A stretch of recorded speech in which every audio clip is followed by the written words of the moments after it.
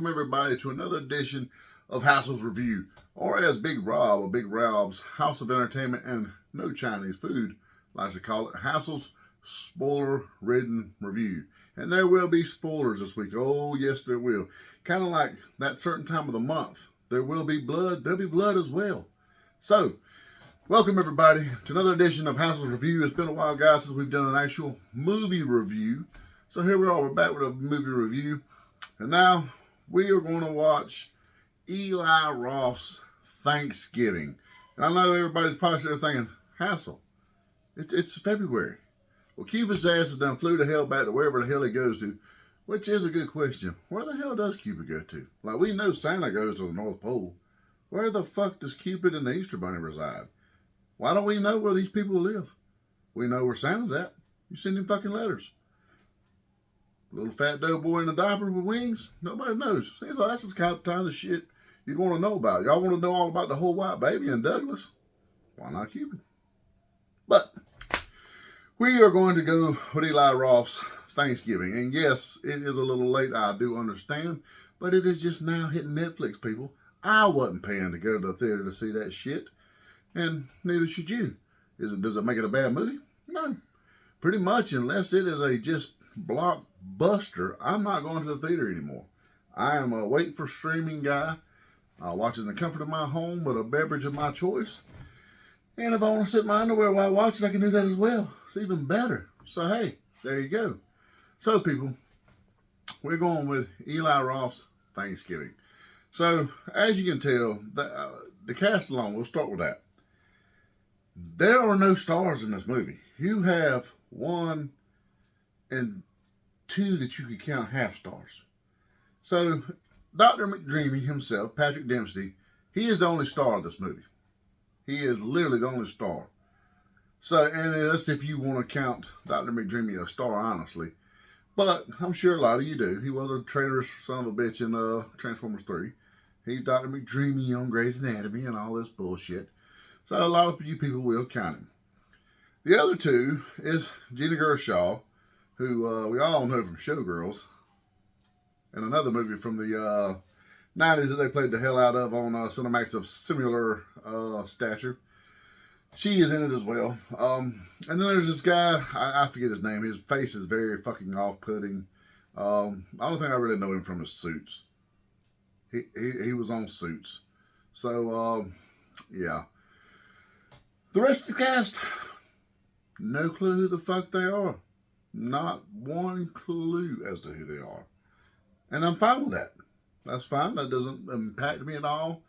He's got a relatively unknown cast, but he cast them well. I can't say that. So the movie opens up just like you would think on Thanksgiving. And I will admit, now this movie opens up rather cheesy. And it's not bad cheese, but it's just cheese. And it set a tone for the movie that I was like, ooh, I hope this doesn't continue. But, so you're at a large home on Thanksgiving, and it's the guys from Suits. He owns the local knockoff Walmart type place. And it's Thanksgiving, and of course he's having friends and family over for Thanksgiving. But he's opening his store for fucking Thanksgiving. So, while they're there, the local sheriff knocks on the door, and that's Patrick Dempsey, the local McDreamy. He's a sheriff. And he opens the door, and, the guy opens the door, and he's like, hey, what are you doing, Sheriff? And, they have a little casual banter back and forth, and you can tell they're friends and whatnot. And he's like, well, your wife invited me over. And for some reason, I spent the majority of this movie thinking the wife that invited him over was his sister. I don't know why. I just did. That's the vibe I got. So he's like, oh, well, she invited me over, after his wife apparently left him. She was who put him back together. Maybe that's why I thought it was his sister. I don't know. Apparently they were great friends. So he comes in, and you get your typical family Thanksgiving bullshit or whatnot. And, the one kid comes up and another kid comes up and you got all these people there. Well, then the guy that answers the door, he gets a phone call. And the guy that is supposed to open the store, he's called out. He's not coming. And he's just been informed that if he doesn't go into work, that he's going to get his ass fired. That's right, people. He has to leave his family Thanksgiving with the guy who owns this fucking store to go open the store. So he goes to the store or whatnot, and it's like a madhouse outside. If you remember what Thanksgiving, Black Friday was like, say 5 years ago, but prior to the cyber sales, we don't have all this shit with the cyber sales anymore, thankfully. But back then, about 5 years ago, people get stupid, wanting sheets and shit. It's fucking ridiculous. And this is set in Plymouth, Massachusetts. So this is one thing I will tell you right now. I found very unsettling about this movie, and I hated it. And maybe it's from my years of working in a plastics company based in Georgia that dealt with a home office that was based right outside of Boston. That thick Boston accent, I loathe it. Like, I fucking despise it. And everyone in this movie almost has a very over-the-top Boston accent. So there's this ravenous crowd outside. And there's a couple of them that she's like, oh man, I want to see you die. I really, just for talking, I want to see you die. Well, the kids, they leave Thanksgiving dinner as well. A group of them is high school kids. They're on the way to the movies. Well, on the way to the movies is one little prick, the one that's driving, and he's one that you will wait this entire movie, and you can't wait for him to get it. But he needs a new cell phone. His cell phone got mauled up somehow or another, and he needs a new cell phone. So the daughter of the Walmart guy, she has the way to get him inside. So they go to bypass all the lines, and of course all the people in line are like, who the fuck are you? You ain't no special princess, this, that, and the other. So they're getting pissed off. They're going inside, and they're getting ravenous outside wanting to get in there. There's like 2 security guards. And one of the security guards, he walks over there, and he lets them in because he knows it's the daughter. Well, they go on inside, and the dad who left earlier, he's inside, he's looking outside like, fuck, this is supposed to get bad. And all these people are getting like crazy because they're going to get a free waffle iron. A waffle iron, people. So, it starts getting closer and closer to time to, open the doors or whatever. And already done had some banter between the kids that went inside and some kids that were in line because apparently they're rival schools. And the guy that was driving and the guy that's in line, both of them, oh man, that their Boston accent, I was ready to go John Carver, as they call him, on these motherfuckers. Oof. But, anyways, so what happens is, before it goes to open, the wife shows up and she takes the husband a plate. And she shows up the same time as the sheriff. Sheriff's there for extra security. And, she kisses her husband, gives him the plate. She says, I wouldn't want you not to have, a plate and whatnot. And he's like, thank you. And he's like, y'all need to get somewhere safe. This is supposed to get out of hand. Yeah, because he sees them out there. He sees what's going on. Well, next thing you know, the crowd kind of starts getting rambunctious. And it's not quite time, but they're starting to charge the doors. Well, the fat security guard, he hauls ass. He's like, they don't pay me enough of this shit, I'm gone. Leaving the one other security guard. And this is where it kind of gets like Dawn of the Dead, and I'm not talking about Zack Snyder's Dawn of the Dead. I'm talking about Romero's 70s Dawn of the Dead cheese. It reminded me of some of the zombie/gang scene in the mall. It was very just like violent but corny at the same time. So they're charging these doors. And this poor bastard, the one security guard is left, he's like trapped between the door and them. And next thing you know, they fucking bust through the doors, bust through the glass now. And like the poor guy, he falls down, he's getting fucking trampled all to hell and back. Like just, people are like hauling ass inside this door. And this one guy, and this is why it reminds me of it was the corniest shit. There's jagged glass on the door. He's trying to skate by and cuts his fucking throat. This poor bastard, he's like bleeding out. I would freak the fuck out. I would have lost my shit and sought medical attention. No. He goes to the pallet of waffle irons they're giving away to ensure his waffle iron, people. And like all these people are fighting over these fucking waffle irons. And there's a couple of ladies there that have this just horrible Boston accent. And they are, oh God, it's just terrible. And basically, what happens is they've been battling back and forth a little bit. The poor wife, she gets thrown down on the down floor, and before she can get her head back up, they fucking smush her fucking head in between two buggies. And they don't even know it. That's the part that got me. It's like they didn't even know they had done this. Just killed this poor woman. Smushed her head there. One woman pulls her buggy back and snatches half her damn woman's scalp off because the hair got caught in the wheels. It's just a fucking mess. People are dying left and right. I mean, it is like just, whew, over the top gore. And I kind of like the over the top gore, but it was very, very cheesy. So the sheriff, he looks over there and he sees, you know, what's going on. And he's like, holy shit. And then the husband sees. And he goes down and he grabs his wife and he's squalling his eyes out, you know, begging someone for help. No one's helping. They're still fighting over these waffle irons. One person goes and snatches the waffle iron out of the guy that got his neck slashed because he finally falls over dead because he fucking bled to death, clutching his waffle iron. They snatch the waffle iron out of his hands and keep going. And it's just a fucking mess. And the kid that was driving earlier that needed to get a phone, he's videoing all this shit because he wants to go viral. So he's videoing every bit of this shit, and it's just, whew. Well, the sheriff sees it, and when he does, he finally just like, what the fuck, and shoots up in the air, and it's like, pan to black. Well, it fades forward a year. Well, then it starts showing that video, and then somebody has uploaded it. And apparently it wasn't the guy that recorded it, supposedly, but it has all these captions to it and whatnot, and like, it's like kind of brutal. It's like, holy shit, well, it gets uploaded again, and all of them get tagged in it by the infamous John Carver. So, and it's like, okay, so they're kind of like, what the fuck, who done this, you know, and they all kind of get a little, man, it starts becoming I know what you did last summer at this point. Like, you know, there's this infamous Instagram account that's like making uploads, and it's tagging all of them in it.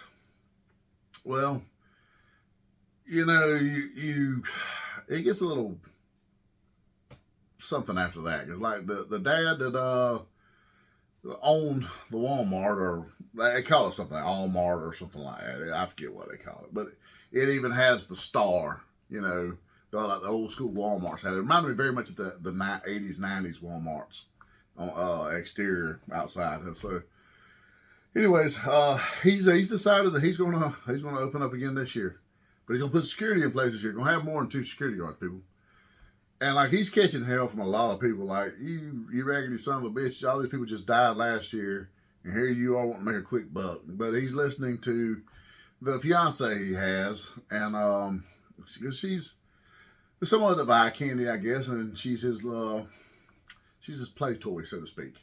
What I'm gathering. She's there. She's the gold digger there, but she's a trophy wife, so he's fine with it.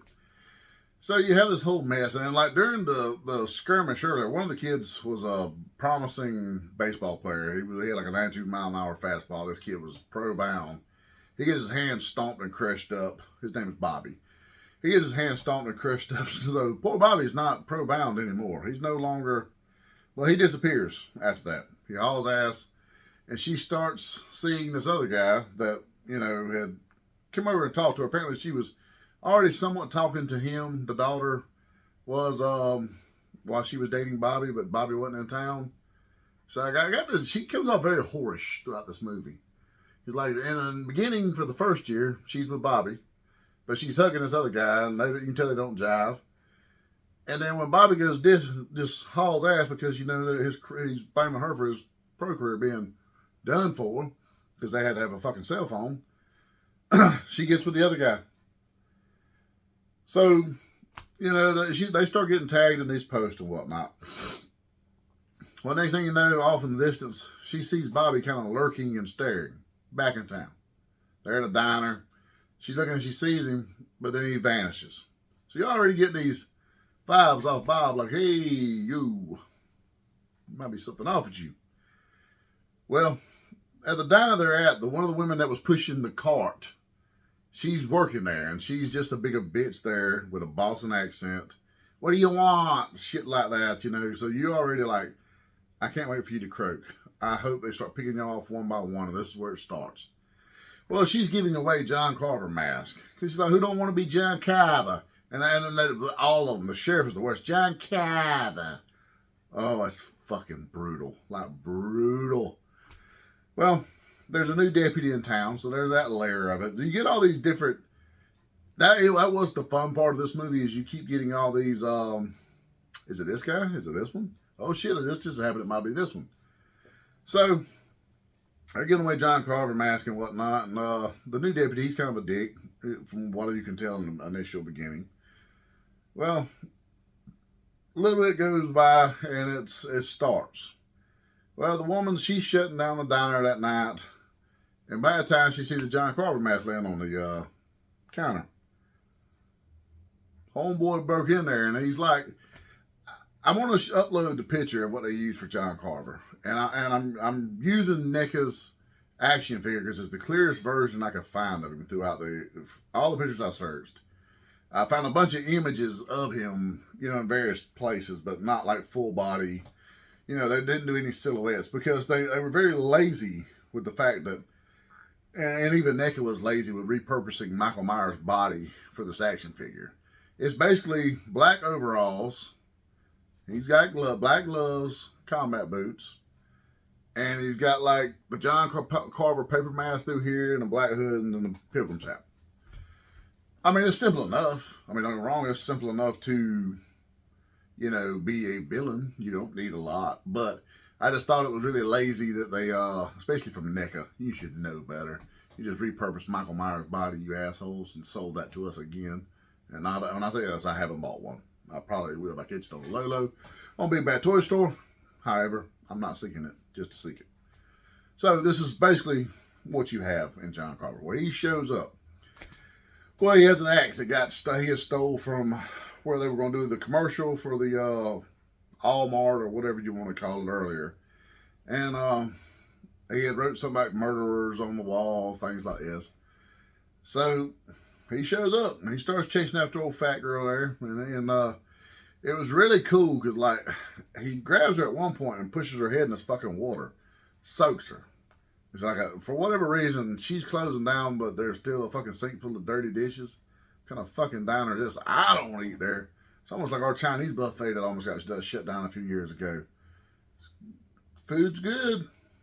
Place is questionable. However, you know, she gets away and escapes after he puts her head in there. Well, he had opened the freezer door. And he shoves her into that fucking freezer door. And it's like the metal door. And it's the scene from fucking Christmas, the Christmas Story. With the tongue to the pole. Her cheeks there and her hands are here. And she starts pulling away. When she does, her fucking face starts coming off. Her hands start coming off. You know, it's like, oh, shit. Well, she gets into the other room there. And she's trying to face ID. See, this is why you don't face ID people. And she can't unlock her phone. She can't face ID. So she's fucked. Whoa. Gets her head whacked off. Done for. No. I'm apologizing. She did not get her head whacked off. She went to escape and somehow falls into the dumpster. And the dumpster lid comes down and guts her. That's why that was right. She got split in two. So when the cops get there the next day, all they find is, you know, all this remnants of stuff. They find part of her guts out in the alley, but the body's gone. Well, while they're there, they get a call that the bottom part of her torso is shoved on the star at the Walmart. It's like, holy fuck. Well, then another ominous post is made by John Carver, and the upper part of her torso is sitting at a place at the table, and then there's names at each one of those fucking places. Some you see, some you can't see. So the gang starts realizing they're going to be picked off one by one. Well, the security guard goes next. And that was a pretty cool kill scene there. It wasn't too bad. I was the one that got his head whacked off. It was a little fun with a cat there. I don't want to give everything away. I'm not going to give you detail for detail, people. But, pretty cool little kill scene there. Well, ominously enough, the footage from the night that everything went down at the Walmart, the footage just poofed. So you're sitting there thinking, okay, the husband done this shit. He's wanting to get back because, his lovely, beautiful bride, Jenna Gershaw, she's dead. And my wife died, honestly, or at a store. I'd be pretty pissed too. I'd probably want to seek a little revenge there for my lovely, So, I mean, it goes without saying. That's the first person that popped in my head. It's like, all right, it's him or the ball player. One of these motherfuckers right here. They're up to no good. They clicking off right. They clicking my Hassel sense off. So, you're kind of thinking that's what's going on because, like, nobody's really seen that guy either. And he shows up protesting, at one point. So you're like, okay, he's here. He's pissed. And pretty much calls the guy a piece of shit for still wanting to, even though all that happened, crack his store up on fucking, Thanksgiving. And even the daughter's like, Dad, are you really going to do this? And he's like, well, we need to. We're going to have security this year. So forth and so on. Well, the sheriff starts questioning people and whatnot. Like, look, I need to question everyone that had something to do with that night. If you had something to do with that night, I need to question you guys and see what's going on. So, in the midst of all this, she goes and she finds the backup server that has the video footage from that night.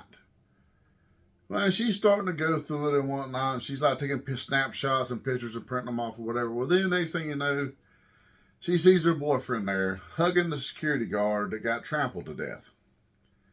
And why she made a big deal out of this, it was still kind of a little like, what the fuck does that matter? You know what I'm saying? Because, he was with another kid there that kid sells drugs. Who's the local drug dealer for the school.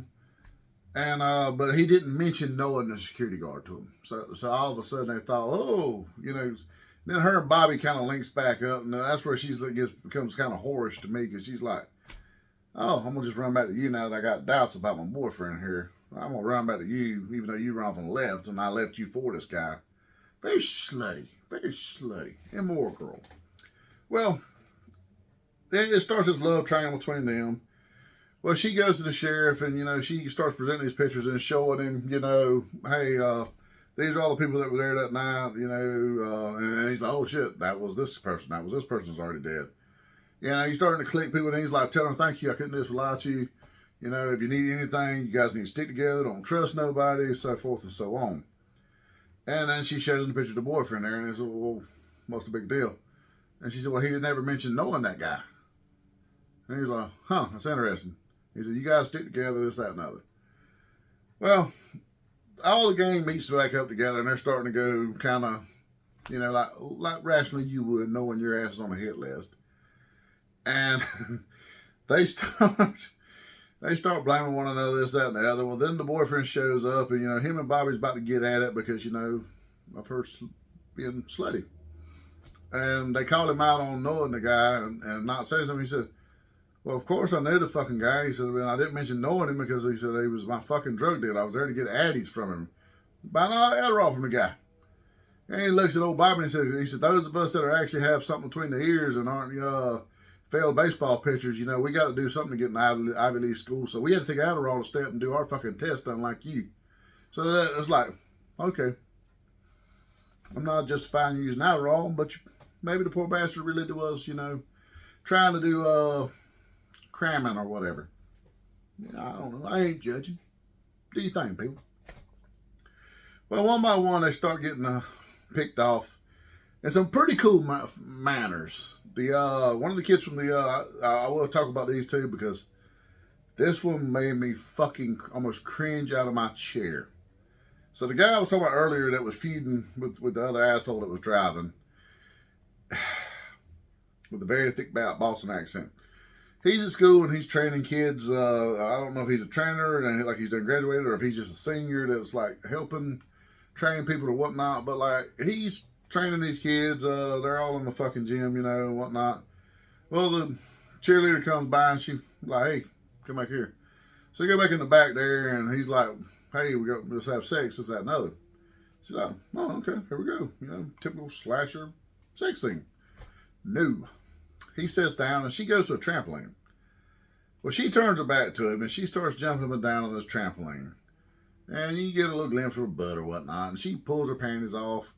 And you get a little flash to ass, you know. And by that time, somebody walks up behind that dude, spins his whole fucking head around. Like Jason. Like, yes, dead. Well, she's jumping and she kind of starts to turn around by this time. And she's like trying to make it because there's just a little distance between them. Woo. This is the one that gets me. By the time she comes down on the trampoline, a fucking knife comes up through and it hits her heel and goes up through there. Son, as somebody who has rolled my ankles, I've had terrible high ankle sprains. Like, I was crippled up for weeks. Was supposed to miss 6 weeks of work and only missed 2. Holy shit. I was like, ooh. And of course she goes down on the trampoline, but she still bounces a little bit. And every time she comes down, he's fucking getting her ass. I mean, like, oh, fuck. Like, I felt that one. My wife, I think she got enjoyment out of watching me get that one. But she cringed. She was cringing pretty bad herself. That was a brutal one. Well, they start picking them off one by one. Well, they're going to lure him out. You know, they're trying to figure out what's going on there. So they're going to lure him out.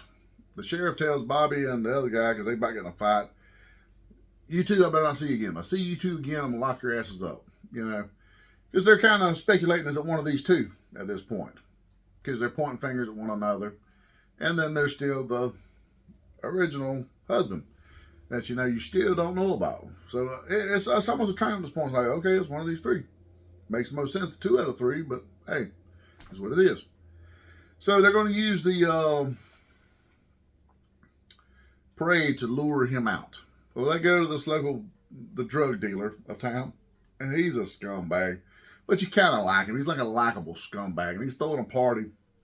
So they go to his party, and they get a gun from him because his dad owns a gun store. So he's like selling drugs and guns and shit like this. Yeah, he's a real nice guy. But, you know, he's lovable enough. So he gives the one football player whose girlfriend had just died, like her and her husband, her and her Russian father. Like, I just knew this Russian father was finna do some shit. I was a little upset by this. Like, I said, this motherfucker's a mafia. And she had a pretty brutal death, too. Like, I'm not gonna lie. Corn skewers through the ears and some other shit. It got pretty bad. But at this point, you know, they're going to lure him out into the parade.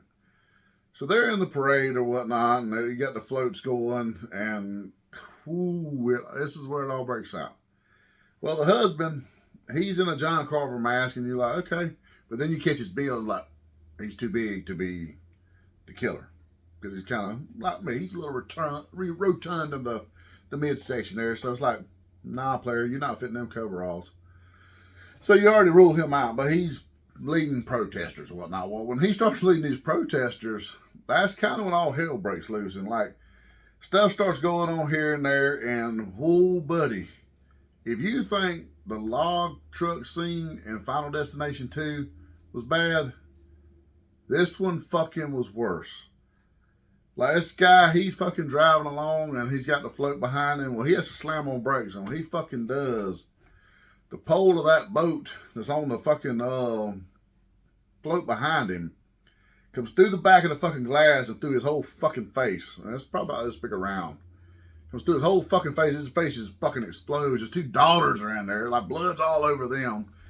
I'm like, oh, fuck. You know, it's like, oh. And people start getting the fuck, you know, gone. And there's this guy in a clown mask.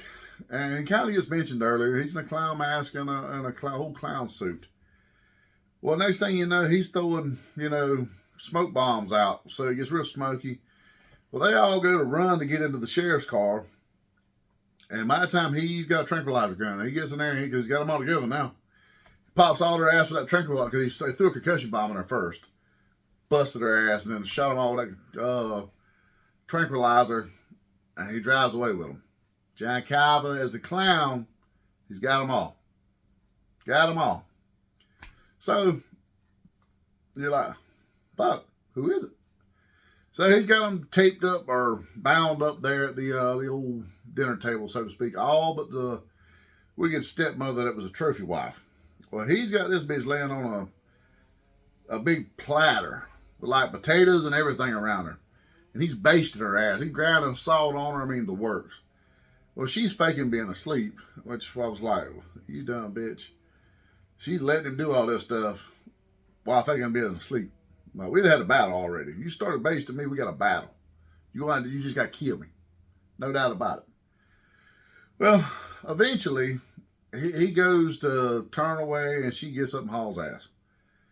He goes to do something. I forget what it is. He went to do something, comes back, she's gone. So then he starts going through the house and looking for her.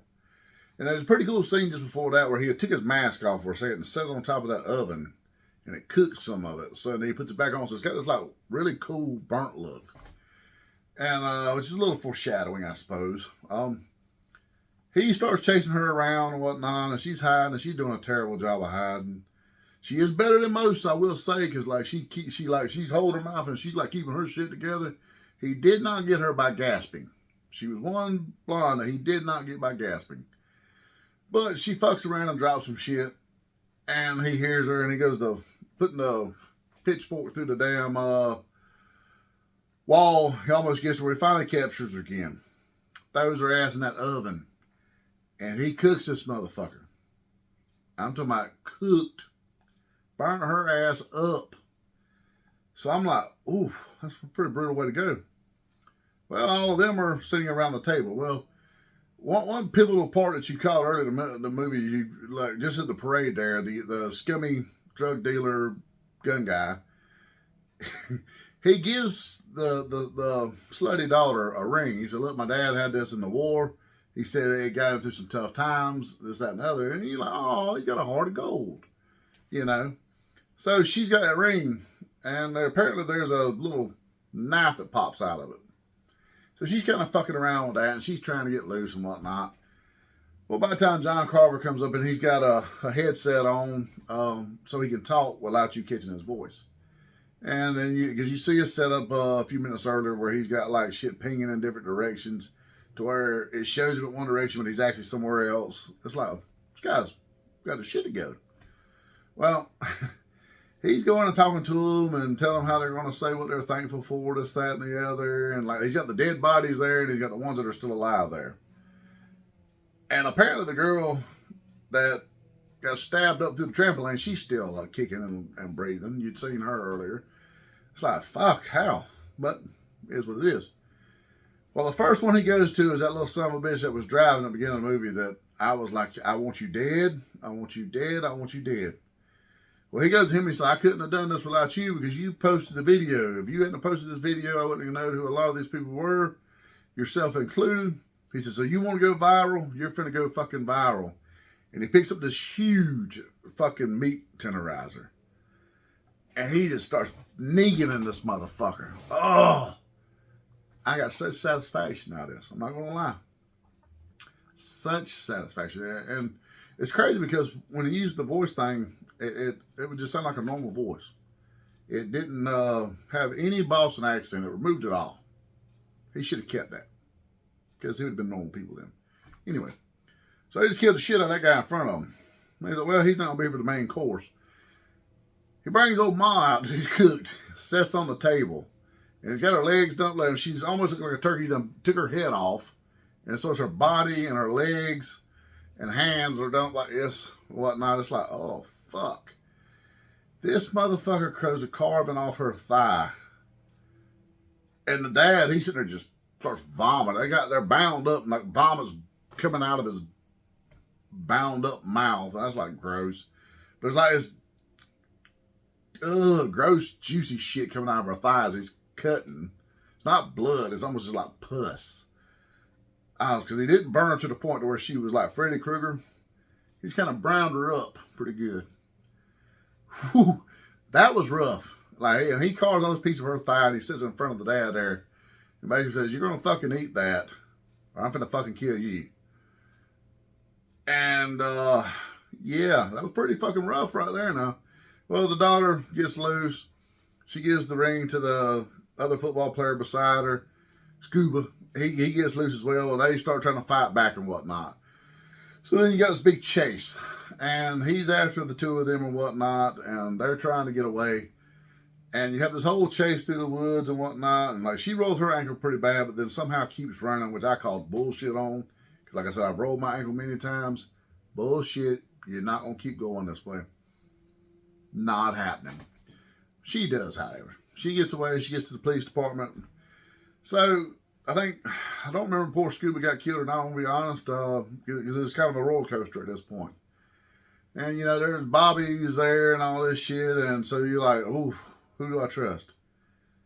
Well, by the time, you know, she comes up on the sheriff and his head's been mashed out, you know, he's got blood everywhere, and she's trying to get away, and finally he comes to and whatnot, and he helps her, they get gone, and they get to the police department, and she thinks she's safe. She's like, okay, well, I'm here with the sheriff, this, that, and the other, and he's sitting there talking to her and whatnot. Well, then she looks at, you know, because something they mentioned earlier in the movie is, it's always the details that get these guys caught. They get lost in the details.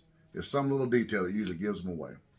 Well, apparently when the killer was chasing her through the woods, he got dandelion all over him.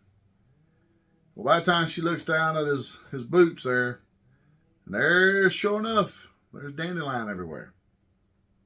Yes, sir. There is dandelion everywhere.